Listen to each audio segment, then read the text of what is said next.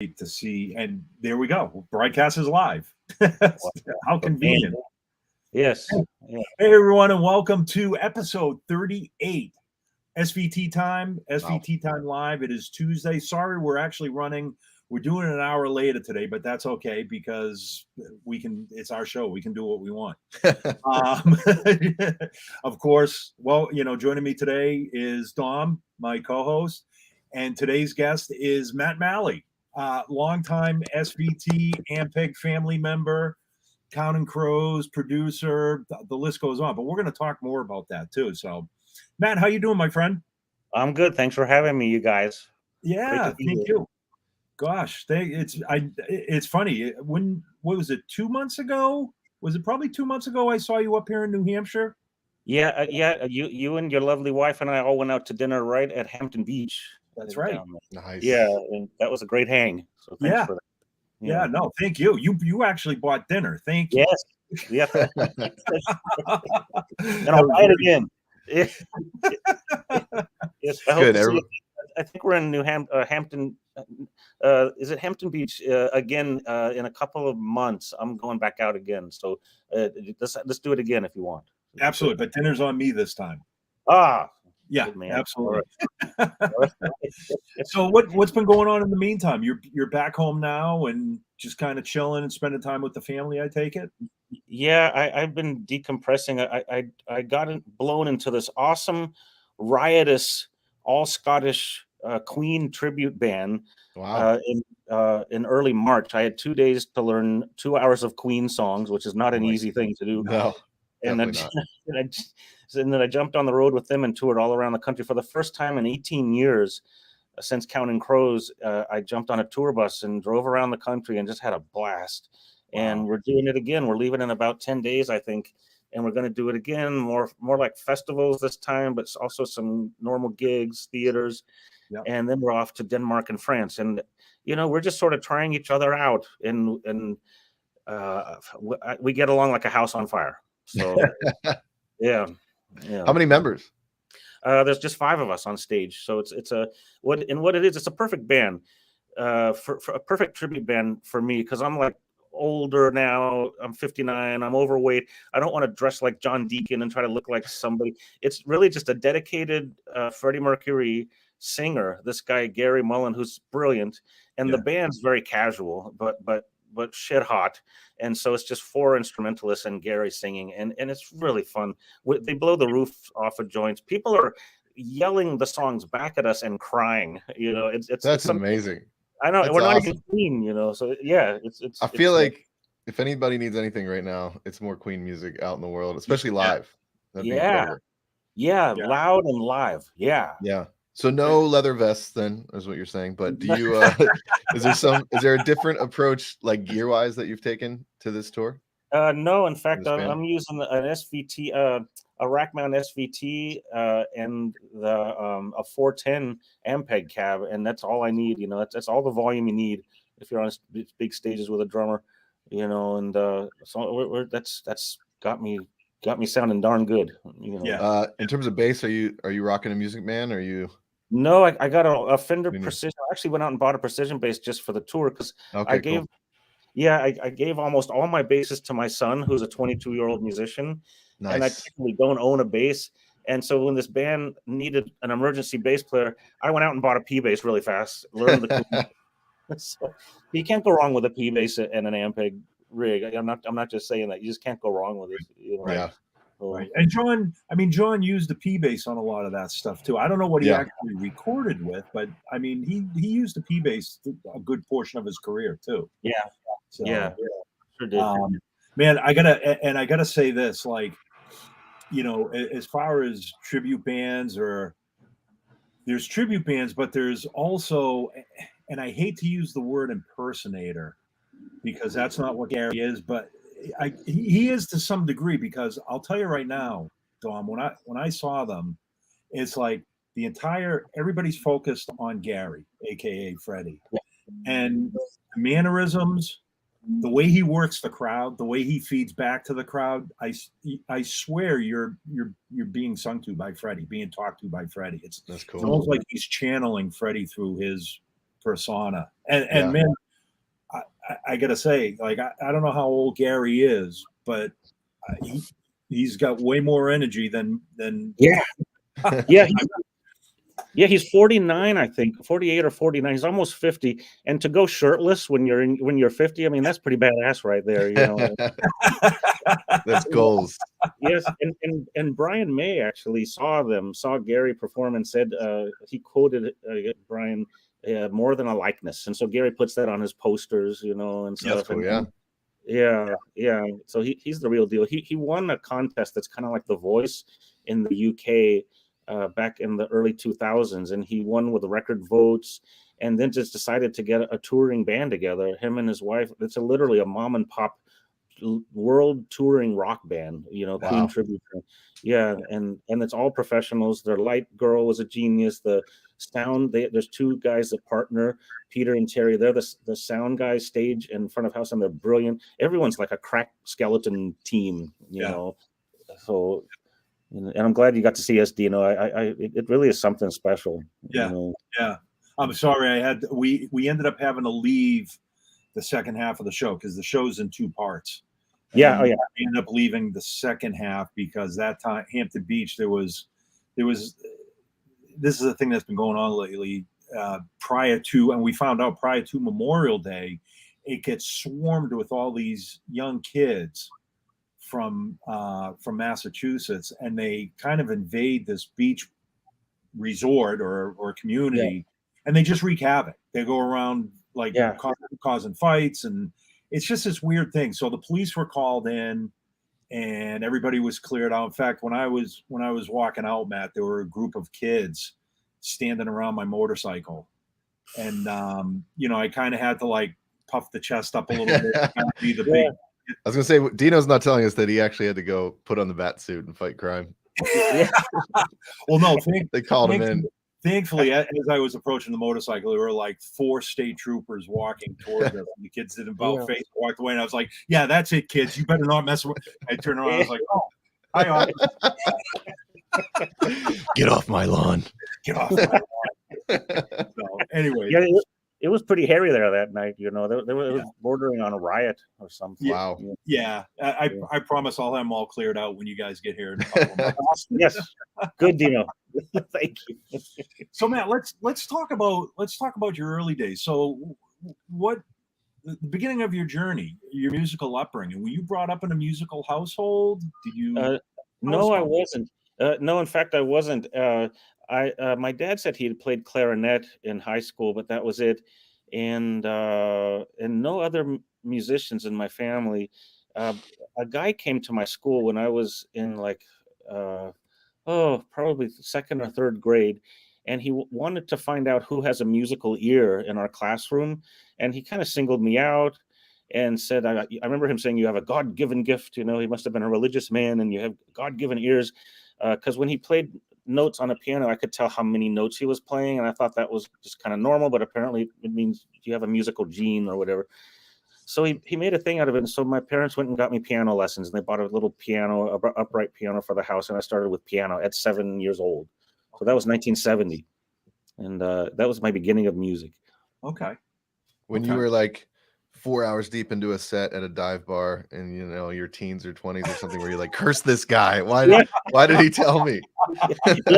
Yes. That's funny though. I mean, being musicians, like I can tell, Dom, you're a bass player, aren't you, Dom?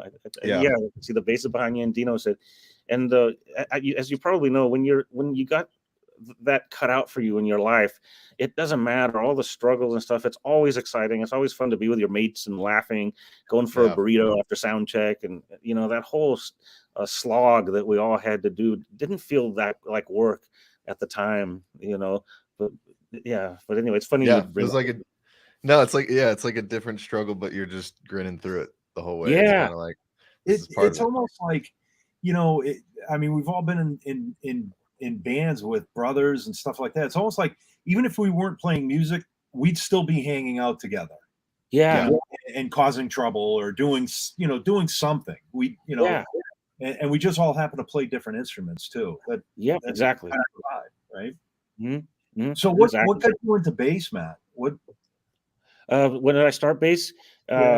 That's an easy story. That was when adolescence kicked in, and I wanted to meet girls. Uh, You picked bass? yeah, Bass? Oh my God.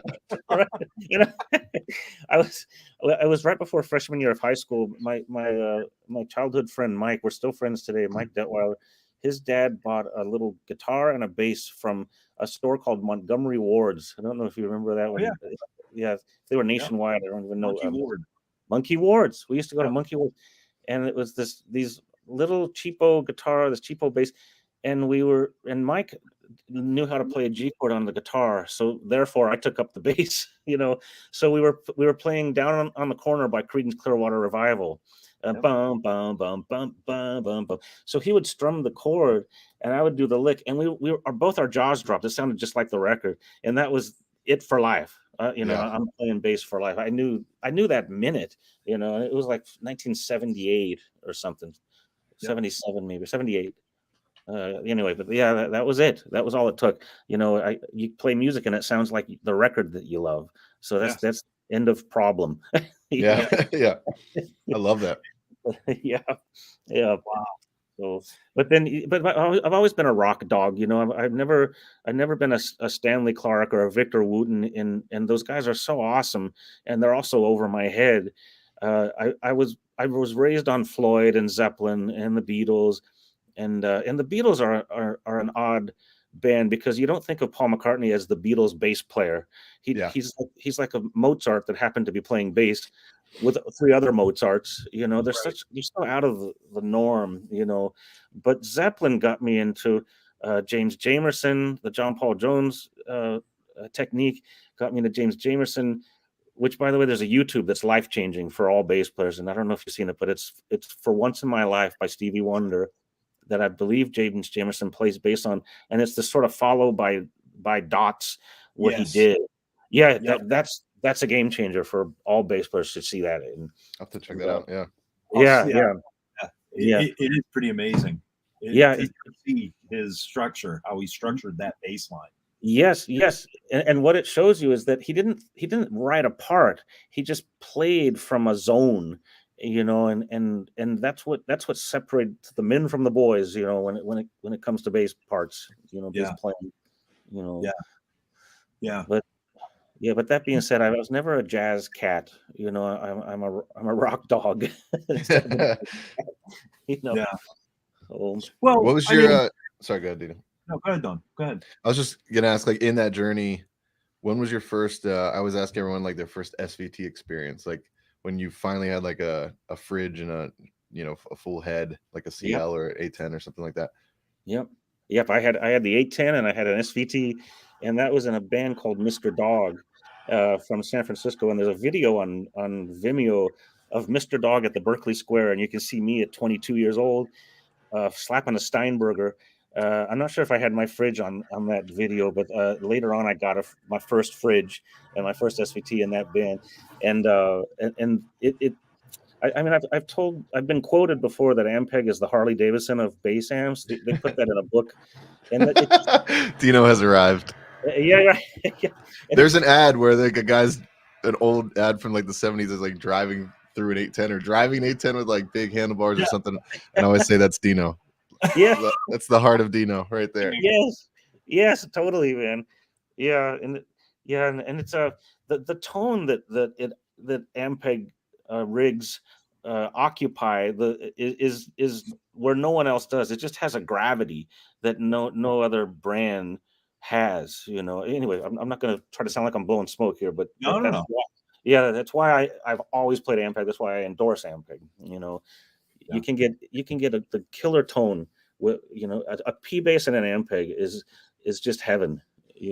For me. Yeah. It's funny you use the word gravity. We've been known just an SVT being the heaviest on earth. We do have a certain gravity about us. People have been complaining about it for 60 years. Yes, in fact, there's a video, Dino, of you that I've seen showing how to load an 810 into the back of the car and save your back while doing it. That was. Dean, was that before or after your back surgery when you made that video? That was before my back surgery. Yeah, that was before my back surgery. But yeah, it was oh gosh, it's still it's on the Ampeg YouTube page, but yeah, I want to say, gosh, that was probably 7-8 years ago when I had a minivan. I just thought it was something that would help people, you know. Yeah, It's funny because like I would have, I've always been a big proponent of A10 cabs, and I would have fellow bass players say, oh, an A10 cab, it's too big, it's too much to move, it's too this, it's too that, and be like, okay, one thing, an 810 cab takes up no more real estate on stage than a 410 cab. The footprint is the same. Yeah. As far as lifting it in the back of your truck or the back of your van, I always found it easier putting an 810 cab in the back of my truck than physically having to lift up a cabinet and lay it on its side. And the 810 cab, you just slide it and like a gurney. Yeah. And there's some guys since that video have sent me pictures where the biggest problem with an 810 cab is when you tilt it back and you slide it in, there's nothing to grab onto to pull it out. So there's been players have actually modified their 810 cabs so they have those spring-loaded snap handles on the bottom of their cabinet. So they can literally grab it and then pull it out again like a gurney. So wow, yeah, that's cool. But, I don't know where I was going with that. I completely lost track. But yeah, it really has been, you know, like you said, a P bass and an SVT and an 810 cab, or a P bass and an Ampeg in general. You know, even a B15. B15, a single 15-inch speaker. You know, I know it's also the studio dream. Miking a single 15. Yeah. You know. You have a pretty extensive production studio in your house too, or recording studio too. Do you have any special mics or anything that you use for recording bass? Yeah. Well, you know, what is it? An RE20 is one of the great mics for recording bass. It's the I haven't. My son has taken over my studio, so my memory is going to be failing. You know, I haven't been. I'll go up there and play on things he's on, so he's running it now. It's a I can't think of the name, but it's an RE20. It's also used for vocal mic. Yep. And it's you know what it is. It's one where it actually the diaphragm is straight up and down, so you just point the mic, and recording a bass through that is really great, and it's more affordable than a Neumann, so, and sounds it's like $3,000 less than a Neumann M149, but doesn't sound $3,000 less. It sounds maybe $500 less, so it's the mic I use, Yeah. That's an electro voice, right, Dom? Yeah. The electro voice. I was trying to think. Got some nice low mid growl to it. That's what I love about it.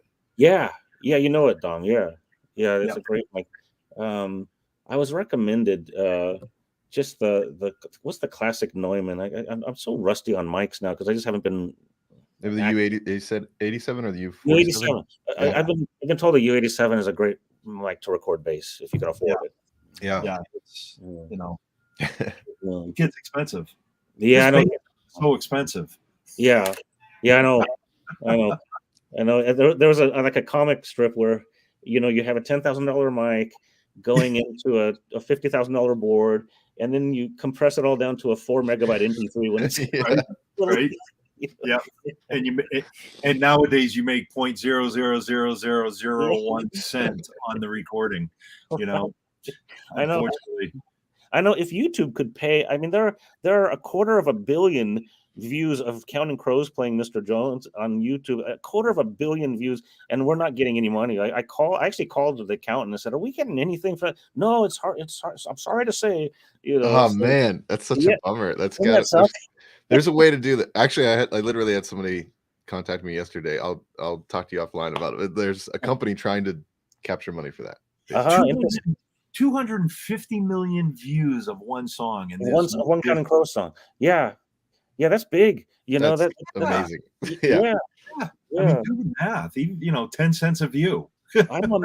Imagine I know. God, But, it's all the wild frontier of the internet, and it's still still even 20 years later. Yes, 30 years later. So let's talk about Counting Crows a little bit. So you guys, you were growing up in Berkeley at the time, San Francisco area, right? Yeah. And the band is originally from that area? Yeah, the East Bay, the Berkeley Hills. I'm really proud of co-founding a little 5-piece, beautiful little folk rock band from the Yeah. Berkeley Hills, and then Yeah, man. and then we made a smash record that helped define the '90s. You know, Yeah. so that was like 1 in a million, and I'm just really proud of that. You know, Yeah, you should be.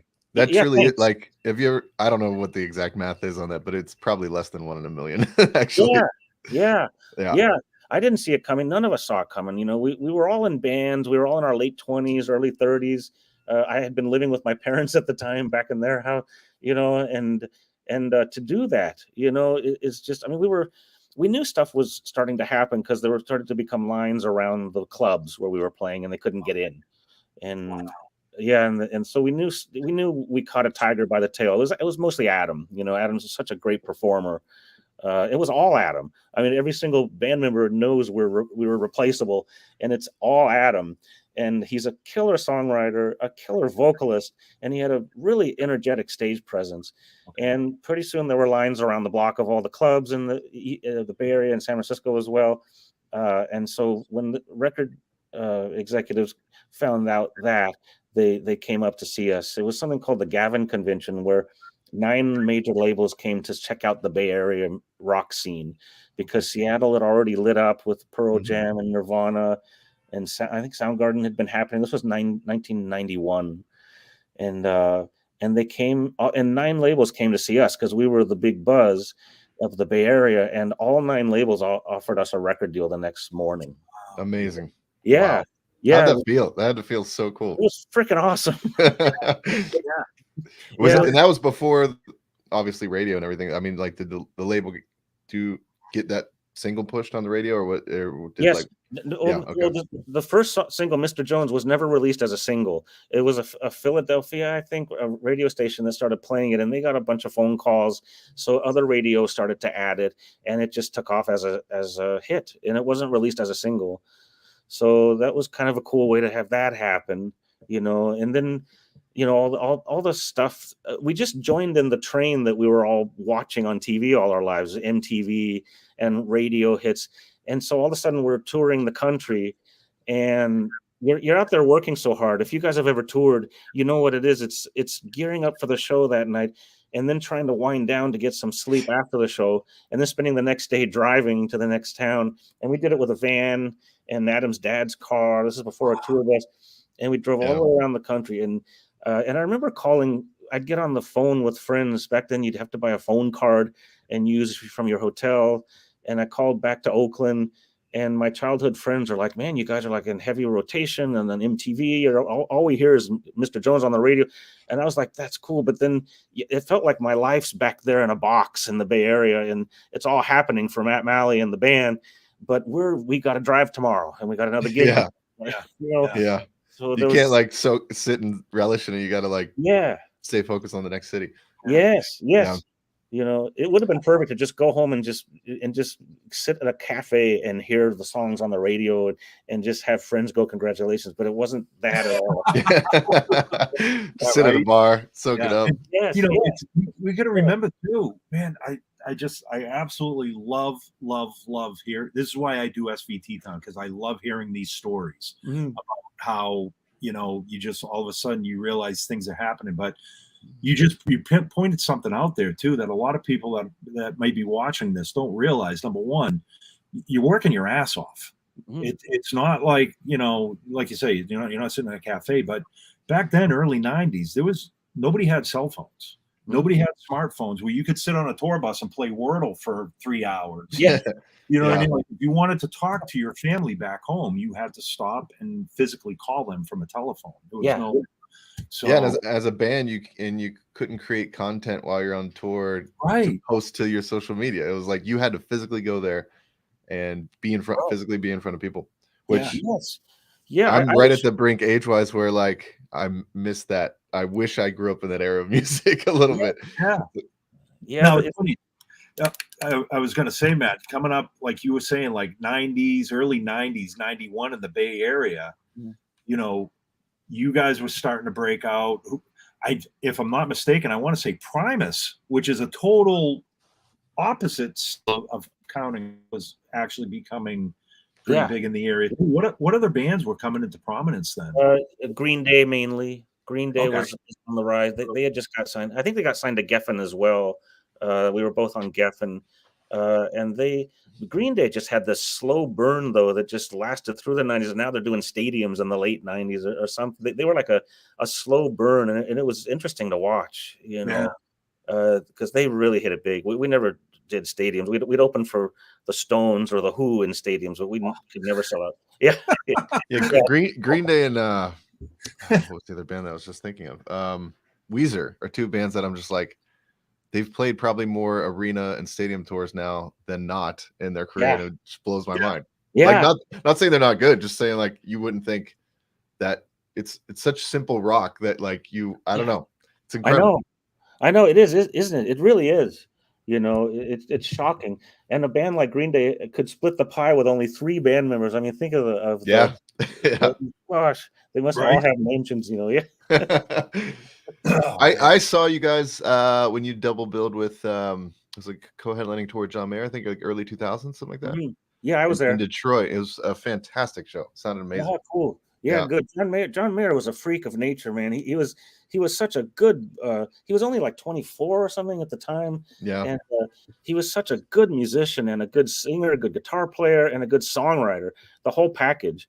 And when he hit, it was like, and we were all shocked, you know, it just how good the guy was. And he was playing his songs like, you know, your body is a wonderland. But backstage, he would do the Stevie Ray Vaughan stuff on the guitar that he wouldn't do on stage. Yeah. And it was shocking, his talent. Yeah. You know, so yeah, he deserves what he got. He deserves his fame. You know. Yeah. Yeah, he's still. I mean, he just came out. He just did a I don't know how many weeks he was out on the road, but yeah, at least a couple of months. And man, yeah, he was selling out every place he was going to. So yeah. Now reading, I read a quick interview with you, Matt, and it was like you had talked about some of your early influences, like the Beatles. Yes was also an influence, but you also mentioned, and I think you and I had talked about this at dinner one night, about Fairport Convention. Yeah. Who's a mutual friend of ours, Dave Maddox, the drummer from Fairport, lives right here in awesome. Massachusetts. Yes, that's awesome. I'm a fanatic. In fact, other than I'm a student of Indian classical music, which we can get in soon. But other than Indian classical, the folk rock scene of the 60s and 70s, the electric folk and folk rock of England, Ireland, Scotland, Wales is my genre. It's music that lights me up. I can't explain it. I mean, I'm of that heritage. My ancestry is half Irish and most English and Scottish, but it's probably a genetic recognition. But in the early 80s, my friend Mike and I discovered a band called Steel Eye Span. And that led us into Fairport, and it led us into all the offshoots, and Pentangle, and Bert Yench. I could just name a bunch of names. And it just lights me up. And I've been to Cropperty, where Fairport does their annual show. I've also recorded with Dave Maddox, and a guy named Jerry Donahue, who was a Fairport member, and he also had a band, the Helicasters. Sure. And Jerry since had a stroke, and he can't play anymore. But I was a good friend of Jerry's, and Jerry got me to do a recording session with Dave Maddox, and it was such a honor and a blast, you know, to record with the guy. His talk about gravity. The way he plays drums has gravity. Yes, you know, it's and I know he lives right there. He lives in Marblehead, I think. Marblehead, yeah. I've been lucky enough. I've done a few gigs with Dave, and same thing, man. To me, it's almost like a religious experience. Yeah. And just such a nice dude, like very patient, and you know. Yeah. But that's a brilliant way to say it. His playing has gravity to it. Yeah. It's that thing that separates the men from the boys. You know, it's the way he plays a beat, the way his beat feels, and his choice of fills. You know, you just let him go. When I play with him, I realize, okay, I'm not going to be doing any bass fills. He does the fills. Yep. That's true. Yeah. Who are some of your other favorite drummers to work with and to listen to, Matt? Yeah, good question. Wow.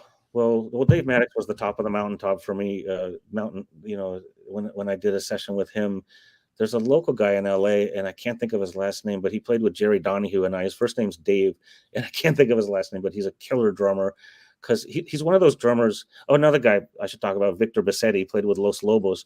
Victor's a good friend, and he lives only 10 minutes away from me, and we do gigs a lot. And Victor's another guy like Dave Maddox in that, you know, he'll never do the he'll never do that, but what he does is like what a songwriter would want. Okay. You know? Yeah.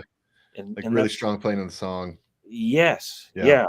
And Victor Bassetti is one of those drummers, and he's one of my favorite drummers locally. You know, one of my probably my favorite drummers on record is Bill Bruford.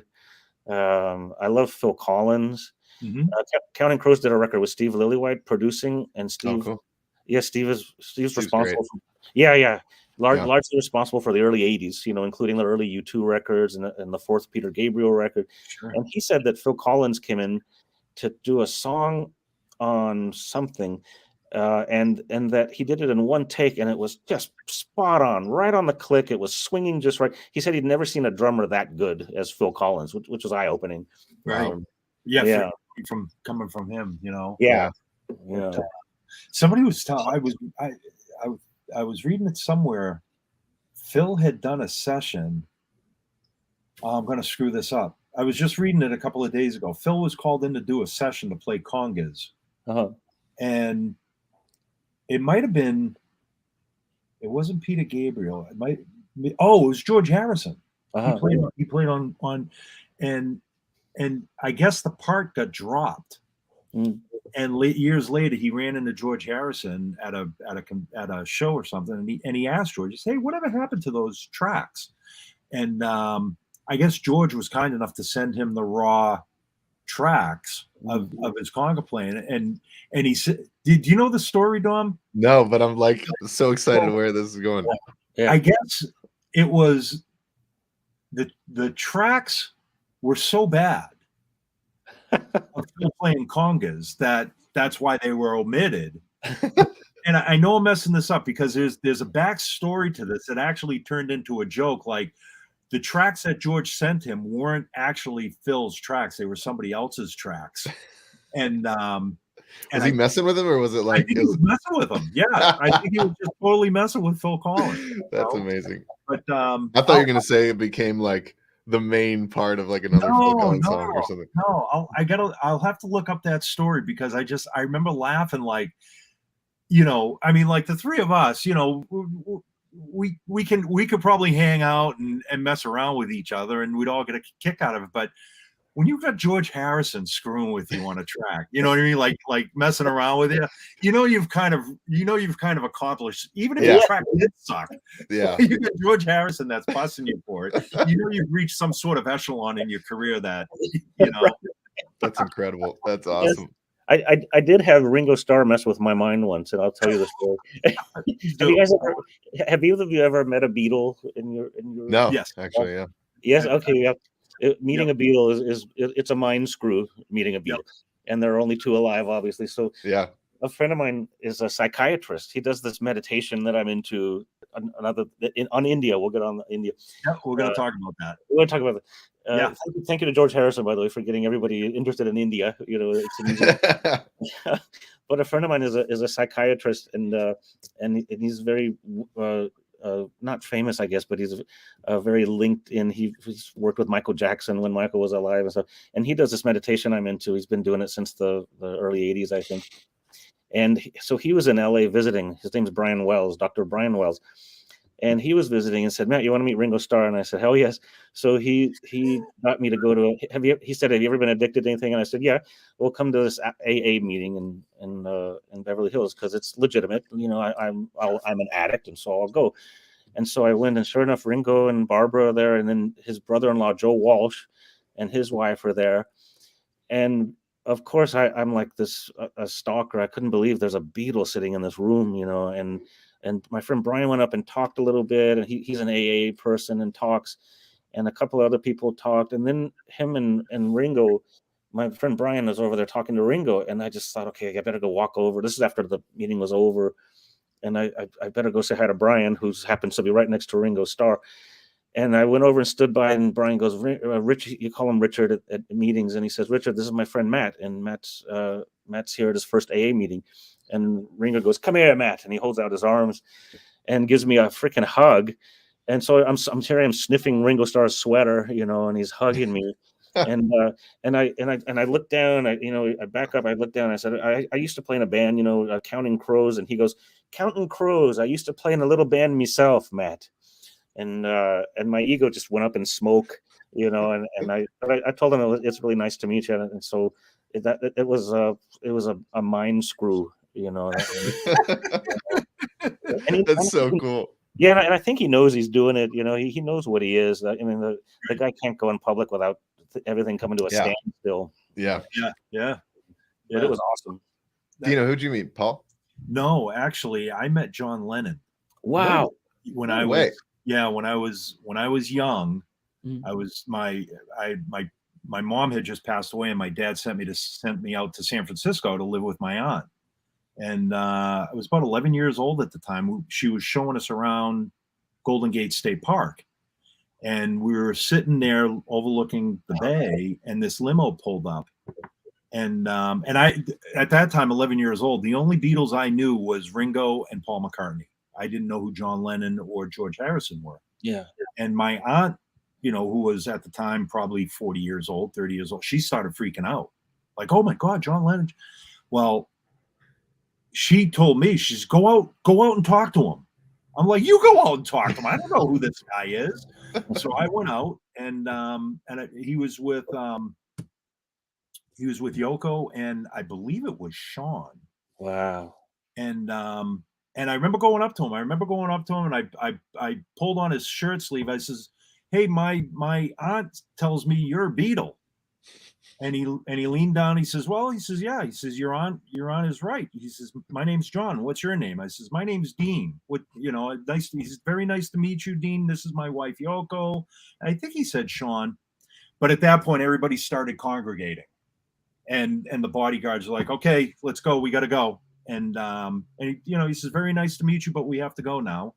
Wow. And I remember my aunt chasing that limo around San Francisco for the next 3 hours while they're trying. I'm like in the back seat getting around, like, Aunt Irene, slow down. No, we got to catch him again. But yeah, that was That's awesome. Wow. And I met Ringo once in Hollywood, very briefly too. But yeah, never got a picture of it, of all that. Yeah, me neither. Yeah, that's life-changing though, isn't it? And you met John. That's awesome. I know, that's amazing. Awesome. Yeah. So, wow. Yeah.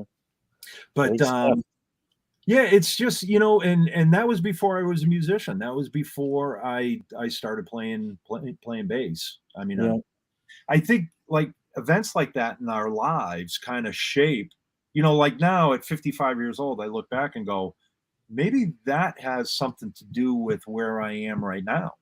Yeah. Without even knowing it, like some sort of subconscious universe. Yeah. Pointed us in the directions that we're in because of those meetings. Yeah. Right. In our lives. Yeah. Yeah. Yeah. Right. So Matt, I gotta ask you, what after? And first of all, I also have to say this. So, all right, I'll ask you this question first. Did you guys write Accidentally in Love for the movie, or was that actually a single and it was included in the movie? How did that happen? It was written for the movie. Okay. I remember we did it in a hotel room. Adam had most of the song figured out, and 4 of us got together. 3 of us with Adam went into his hotel room, and I forget where we were.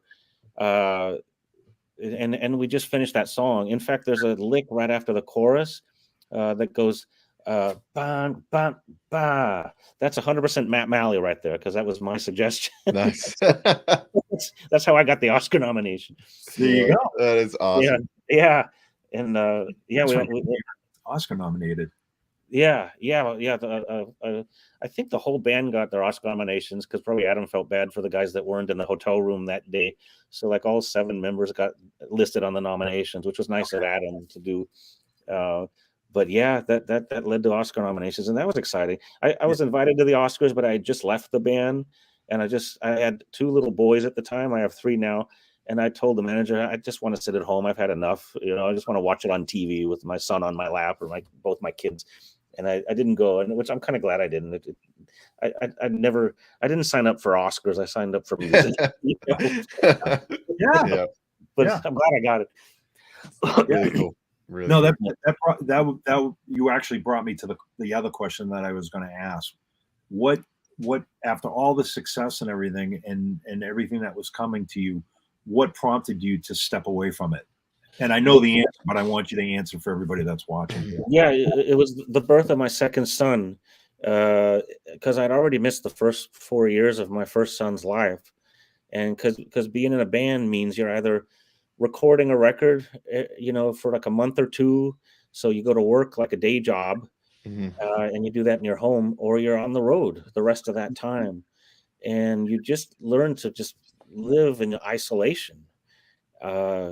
You got your hotel room and your phone and your dinner alone in a restaurant, and that's life. That's what life is in a band.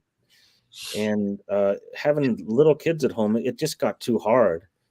And I mean, honestly, the band could tell before I knew that I just had enough. I wanted to be a dad. I mean, if my family could have joined me on the road, it would have been great. But I had a massive sleeping disorder. When you're on tour, you go to bed at 8 a.m. and you sleep till 1 or 2. And, it's not a place for family to join you. Yeah. And that's what did it. It just I lost interest in being in a band, which is why this time again is magical. It's been 18 years since I left Counting Crows. And to be touring again with big kids at home and with FaceTime, and to have that me time again after 18 years of sitting in a restaurant alone with a steak and my iPhone, and just, I mean, that's freaking awesome now. So that's what got me out of the band. Was I chose family. It's and I'm glad we're talking about that, because it's anybody that knows me knows how much traveling I've done in my life too. But family, I mean, I have a tattoo right on my chest in Greek that says family comes first. And, it's sometimes no matter where you are, successes you've gained, that's your foundation. Like I tell people, it's like, I could be a rock star one night, but then the next morning I'm home cooking pancakes for the family and getting yelled at by my wife and mow the lawn, and it's like all of a sudden you just shoot right back down to earth again. And that really is your reality. I'm here to tell you that after an 18-year break and going out for 3 months, and I remember the week I was coming home, my wife said, "What's your favorite food? I'm going to cook it for you." And I just wanted to cry, and then I got home and I got a little 11-year-old that ran up to me. He just turned 12 now, but he ran up to me and gave me a big hug. And I got my 2 big boys who are kind of annoyed at me immediately. And I was happy to see that. I got to tell you, I felt like a rich man, like I because of my family. I could have been living in a hut in India. And if I would have had that same little group there, my wife making me my favorite dinner, which was Indian okra curry and a fish, tilapia fish, which is curry. Nice. Yeah, my wife's Indian, so we get a lot of Indian food in our house. Sure. And she cooked that for me. And if I had gone home to a little hut in India to that, off of touring and raping and pillaging the world in an awesome life, that was like that was coming home to the mountaintop. And it really is family. You know it intuitively, you know it mentally. But I'm here to tell you, it really is reality. All the guys in rock bands that never got married or had kids and they're pushing 60, I really feel sad for them. I mean, marriage is not for everybody, obviously, but if you're out there touring and you still have yourself to come home to, you're missing out. That's my opinion. But again, that's and we all have those friends too, but that's their life. So it's like being home without a semblance of family, and being out eventually the road, and the people you spend out on the road become your family, and that's where you end up. That's where you end up staying. And what I love is it's an instant filter of like, is this worth me leaving the house? Like Yeah. I got married last year, and it was just kind of like, it's been a really cool realization of like, that's always been my identity, and absolutely love doing that, and my total release on stage and everything. But it's also like, is it worth leaving my house for? You know, you pick and choose who you're going on the road with, like way more seriously. Yes. Yeah. And congratulations, Don, on getting married. And Thank I mean, you. marriage is not for everybody, obviously. It's just my opinion. And people are living lives of bliss, I'm sure, not married and without kids, you know. But you're right. It becomes a bigger decision. And when kids come, it multiplies by tenfold, you know, when you have a little one at home. Should I be leaving? You know, and that's what got me out of Counting Crows. You know, I missed my first one. He's the musician, and when he was like 2 or 3 and first said "I love you," and he could say that, I heard it over the phone from Amsterdam, you know, and then I hung up the phone and turned on the TV. You know, I'm just a dude in my hotel room. Yeah. And it just started, the pull of the two different worlds became too great. Yeah. And man, that's a commendable thing to do. You know, Yeah, it really is. Away from that to go be with your family. So yeah, you know, and now he's taken over your home studio. yes, I know. No, he knows all my equipment. He's actually replaced my computer. I had Pro Tools 6.7, which is like dinosaur Pro Tools, and that's what I was still running on. And I mean, I had Albert Lee in my studio. Albert. Is it Albert Lee, that awesome guitar player, friend of Jerry Donahue's? Yeah, I had him there. I've had Richard Thompson in my studio from Fairport, Emmett Rhodes, Patrick Moraz from Yes, and I was all doing Pro Tools 6.7, you know, and recording, and I had some good sessions there. The John Anderson song that I co-wrote with John, I did it all in my studio. John wasn't there, but we did it through file sharing. And I loved it, but my son now has thrown away my old computer. He has something I don't recognize. I don't know how to work anything, so I'm gonna have to. But I love it. I love it. He's smart. He's got job security now. He knows you need him now to run. Yes, exactly. Right? Yeah, exactly. You know it. You know, and he's getting his degree, a 4-year degree in audio engineering down in That's Hollywood. awesome. He's gonna have such a great, like, balanced outlook on touring, and like, not that typical young 20-something, just like, I want to be on the road for all my life. And you know, that's really cool that you get to give that to him. Yeah, thanks, Don. Yeah. In fact, I'm telling him that when he gets his degree, get out there in a band for a year and get on the road and try it. He might love it. Yeah. You know? Yeah. You know. And it's good to do that, like go full into it ASAP, so you know right away. Yeah, while you're young, exactly. Yeah. You know, to get used to that bus sleep, you know, and the hotel living. Hotels become bliss, you know, like when you like the band I'm in now, One Night of Queen, we would do like 6 shows sometimes in 7 days, and on that 3-month tour, and often be sleeping on a bus. So you go 2 or 3 days showering in the theater, and when you get a hotel with a day off, it was like, man, it was like a summer vacation. You know, Counting Crows has I guess a much bigger budget, and so it was hotels most all the time.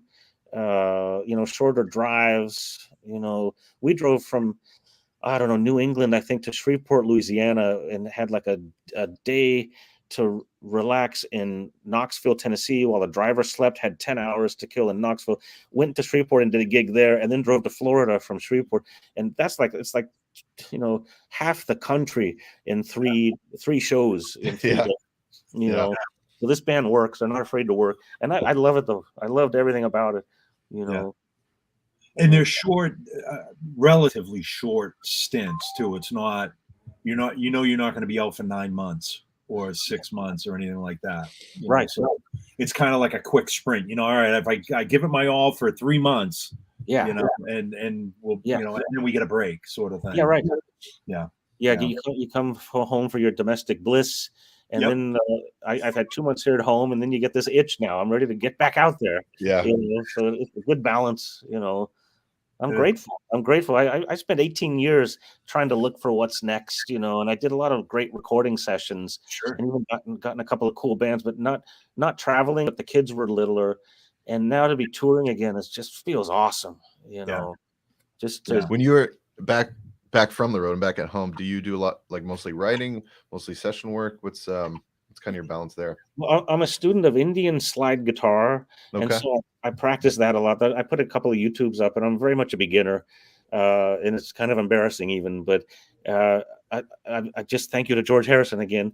I'm just a fan of Indian music, and I've been a student for over 20 years now of slide guitar, and there's a meditation that I do. I'm a hippie from Berkeley, and Love so and so I got into all the seeking books back in the mid to late 80s. I was a seeker. I was looking for something, Mhm. some practice or something. So I was into the Joseph Campbell books, Power of Myth, and I got into this guy. What the heck is his name? But he had a book called the Taboo Against Knowing Who You Are, or something like that. And it was a modern philosopher. I got into even the Bible. I read the Bhagavad Gita, the Ramayana, the Vedic texts. I was getting into Siddhartha by Hermann Hesse. So I was one of those guys. I wore a crystal with my necklace. I had my mullet in the 80s, and I had my crystal. I was a new age guy, So I got into all that. But I discovered a practice called Sahaja Yoga, and it's a guru, and she passed away in 2011, and it's an Indian lady. And I got into that. I got into it deeply, and I've been practicing it pretty seriously ever since. And since the late 80s. And it's just a meditation. You just sit and put your attention on the top of your head. I'm getting to this whole India thing now. Are you guys ready? Oh yeah, I'm ready for it. No, I'm ready for it. Yep. Without trying to sell it or anything. Come and join this thing. I'm just telling you what I do, and it involves something called the Kundalini that you might have heard of, and the 7 chakras. And the meditation is you just sit and put your attention at the top of your head, and the top chakra is called the Sahasrara. It's also the fontanelle bone, which happens to be French for fountain. So whoever named it knew that there's something that becomes kind of a fountain out of there. Mhm. And you can feel it. I can feel it, when I do it, not every time, but I feel maybe a tingling right in the center. I know when it's not normal. It's like a tingling exactly in the center, or I'll feel a coolness coming out of the top. And another thing of this practice, it talks about the Kundalini resides at the sacrum bone at the base of the spine, and when it's awakened, it goes to the top of the head. But sacrum is Latin for sacred, so whoever named that bone knew something's in there. Yeah. Anyway, I'm a big enthusiast of Eastern path to enlightenment. I want to kickstart something and wake something up, and meditation has been the way. It's a slow motion way to expand my awareness, and I've been into that for years. Right. I love that. I feel like for me, post pandemic, like right after is when all that world started kind of showing up, and I don't know if it was like feeds or my friend turned me. I don't know if you've heard of this network called Gaia. Turned me into this thing it's very interesting. I'll send you a ton of stuff on it, but I'm interested to see Love what to you read think about it. Yeah, very good similar stuff. Yeah, interesting. Yeah, it has a bad rap, obviously, because people that are spiritual sometimes tend to be fanatical, or maybe a screws loose or something, or and I have friends that are, one's a philosophy major from college, and he's a very devoted atheist. And he says, well, the reason I'm spiritual is because I'm just a dumb. I believe in invisible things because I'm just not smart. And I disagree. Yeah. I mean, there's something that I feel like connects us as humanity that is like beyond us, and I think at that simple level, I think people hopefully can, I don't know, grasp that. I mean, I say it all the time to my daughters, because we're, obviously I'm Greek Orthodox, my wife is Protestant, and we have this discussion all the time too, but no matter what faith or belief, or that, number one, that's why they call it faith. Oh, yeah, right. Mm-hmm. That's why they call it faith. You got to have faith, whether you see it or it's tangible or it's not tangible. But the other thing too is it makes you a better person, and makes you feel like a better person, and it helps you cope with whatever life throws at you. Yeah. So be it. Yeah. Yeah. Right. Yeah. No, I can't say I'm a very religious person, but I would think I'm somewhat spiritual in a lot of ways, and Yeah. and I'm open to, I mean, my daughter talks to me about Wiccan, and it's not, it's not Harry Potter witches and this and that. It's the religion of the earth sort of thing. That's cool. Yes. And Yeah. yeah. Have you ever been to? I'm assuming you've been to India, Matt. Yeah, a lot. Yeah. Yeah. I love it. I first went there in the mid '90s and fell in love with it, man. I got the door opens from the airplane and the heat comes in and the smells. Yeah. And you're like, wow, man, I've been encased in this tube and now I'm in India. Yeah. And the traffic is all crazy. Horns are honking. Everyone's Oh, yeah. mad. But their eyes are relaxed. Unlike the Western world, if you're being honked at, the person probably wants to kill you if you're in America. But India, it's like, I'm here. So this horns honking. Have any of you guys been to India? I have not. I've been dying to go. I have not been yet. I went, and the funny thing, when a friend of mine who actually was an Ampeg rep in not Indonesia, but he's actually a Sikh as well. And when he found out I was going, he says, I will tell you this. He says, the one thing you have to remember about India, if you have patience, you will lose it. If you don't have patience, you'll learn it. And it was like, same thing when I got there, it's, the traffic and the heat and the smells and and we were in Mumbai. Yes. The one thing I remember, man, you could walk anywhere around Mumbai, within reason, obviously, but you could walk anywhere around Mumbai and not feel threatened or afraid. Yeah. It's a gentle race, Yeah, it was pretty cool. And Mumbai is the deep lake, man. Delhi's kind of the gateway. There's a McDonald's. In Delhi, you have a McDonald's. In Mumbai, man, that you just kiss. Yeah. So no, I mean, we were doing the equivalent of a NAMM show in the big convention center in Mumbai. Wow. And you go to the LA NAMM show, and there's like union workers with belts and with the right equipment. In Mumbai, there's literally there's a dude standing in a puddle of water in his bare feet, hooking up a 220 line. Oh, jeez. With a screwdriver and duct tape, and you're like, yeah. But that's and it's nothing. They don't think anything of that. This is probably wearing flip flops. Yeah, exactly. Yeah, he was wearing sandals. Yeah. And then I remember the other thing too was we were in one of the auto rickshaws. Yep. So there's like these motorized rickshaws that take you all over the place, Don. Yep. And like you and I could probably fit in the back of it, and then the guy in front driving it. And we were going by this one place, and I asked him, I said, hey, it was what I referred to as a homeless community underneath one of the main overpasses. And just in conversation, we were talking, I says, do you mind me asking, like, how many are there a lot of homeless people in Mumbai? And he turned around all serious. He goes, nobody's homeless. Oh, yeah. And he knew what I was talking about. He says, you're talking about this encampment underneath. He says, that's their home.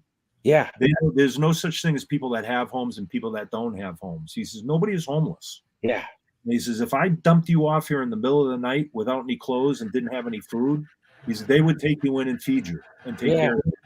And that really struck me. Yeah. I came back from that trip, and I was like immediately with my wife and kids going, we're going to Mumbai. Because these kids need to learn what other cultures and others, we need to get away from this to see what the rest of the world is like. That's awesome. Yeah. Yes. The relationship with matter is entirely different in India.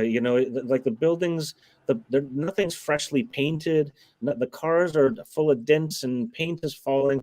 But why paint it if you don't have to? It made me realize, here, if somebody keys your car door, you're just ruined because now you got to go get it fixed. And in India, I remember, like you said, my wife calls them shanty towns, that are put together by plywood and cardboard, and people are living in those neighborhoods. I remember one of my first impressions was similar, Dino, in that I was passing by a shanty town and saw this man shaving in front of a broken piece of mirror, and he was shaving, and he had his kurta on, but it was ironed and clean, and he was shaving and living decently in a shanty town. Probably his wife ironed his kurta, or you get people to, like the servants, they'll call themselves, in a very affordable, they'll do your laundry for you, and it's just a country that it kind of shoos you along, but takes care of you at the same time. Yeah. It's like nothing else. And like you say, everyone should see it. Yeah. That's I firmly believe that. Like everybody, I think anybody that grows up in a small town, we all grew up in small towns. It's go out and explore the world. Yeah, I tell my kids that all the time. They're they're at the age now where they could go do that, but it's like, go explore, go check out different music and different cultures and different foods, and that's that. To me, that's the essence of why we do. That's why I do what I do. Is since COVID, I haven't been traveling as much, and Dom will tell you, it's like he and I talk about it all the time. It's like, I can't travel. It's killing me. I want to go and travel. I want to go here and go visit my friends. And, But anyway. In the world. So Matt, we'll have. Well, first of all, you're always welcome back here. We always want you back on the show because we could talk about, just like I said in my little notes there. I mean, we could talk about India and Indian culture for hours. Yeah. But I know that's not everybody's not here just for that. But when are you back out on the road? I believe I leave on July 20th. Okay. It's one night of Queen with Gary Mullen, and I'm back on this awesome Madhouse tour bus with a bunch of riotous Scottish dudes, and there's kettle of tea brewing all day. They're all sweethearts too, man, and they're great musicians. Yep. I'm so looking forward to that. So I'm getting back out with them. So and we'll post it in the comments too, but I'll get the URL for the website too, but it's one night of Queen. So anybody that's watching, be sure to go check this out, because like I said, we saw it a couple of months ago, and man, Haji did it already for me. Thank you, Haji. Haji's on it. Haji's right on it, man. All right, awesome. I think Aaron can post that up there if I can't share it, or maybe I can share it. But anyways, it's one night. It's Gary Mullen and theworks.com. Oh yeah, and the works too. Yeah. Go check it out. Go check it out. Yeah. And I'll catch up with you when you're back out this way. Yeah. And like I said, dinner's on me this time. So awesome. Deal. Yeah, absolutely. Hopefully there won't be any riots going on, riots up in Hampton. So, man, I can't thank you enough for your time, man, and for joining us. This has been awesome. Thank you. It was awesome. Thanks, both of you guys. That was great. Let's do it again. Yeah. Yep. So, everybody, thank you for watching. Like I said, this is episode 38. I don't have anybody scheduled in the next 2 weeks, so if there's somebody you want to see out of the Ampeg artist roster that you want to see on SVT time, send the name. We welcome your suggestions. We want to see who you want to see next year. So thanks everybody for watching, and play more bass. See ya. See you guys.